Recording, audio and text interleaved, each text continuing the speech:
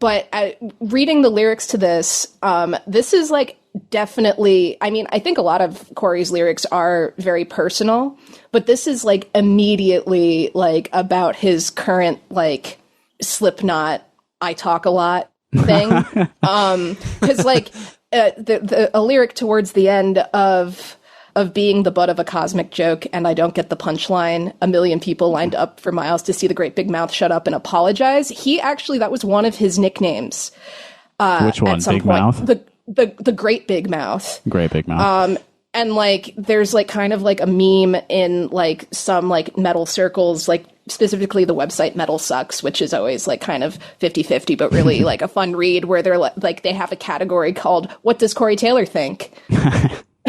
And that's literally what the category is Corey Taylor talking about something. Yeah. When I was reading about like the band's early days, that was actually kind of his reputation, like even before like no one knew who they were. He was working at a porn shop. And I did know that. Yeah, I think Joey was the one who worked at a garage. He was like a mechanic, and there's he a was story. at Sinclair gas station. Oh, there you go. Oh, hell yeah. Yeah, I told you, That hidden little knowledge. dinosaur. Yeah. There was a story about them like meeting at some point, and Corey just like would not shut the fuck up and just kept talking and talking, and that was like Joey's first impression of it. Yeah, I think he was on a lot of coke at the time too.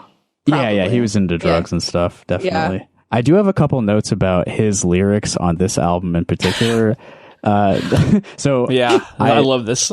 I nominated a couple lines for worst words to start off with. I'm just another hardline pseudo statistic, and minimal life and the polysyllabic. So, huh? It feels like he's just putting like smart words in there, regardless of what they mean. Yeah, and so there's like definitely sort of like I'm trying to make a poem and get the syllables to work.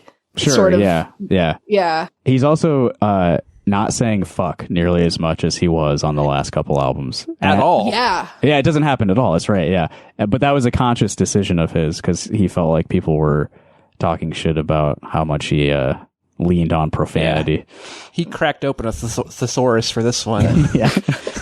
Okay, so this is a kind of an extended quote from him that I found in Joel McIver's book. There are lots of kids who come up to me and say, "Man, I didn't know what the hell loquacious was until I looked it up," or I didn't know what thalidomide was." So it's very cool to be able to do that and pass down the knowledge. I'm so sick and tired of feeling like these generations are so ignorant.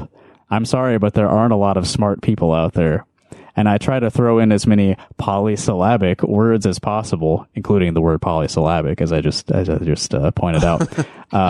Because when I was younger, I wanted to learn on my own. School wasn't going to teach me. I went out and read every book I could voraciously. And it got to the point where I was having conversations that nobody could understand. And my vocabulary made its way into my writing. So yeah, he was trying really hard to seem smart.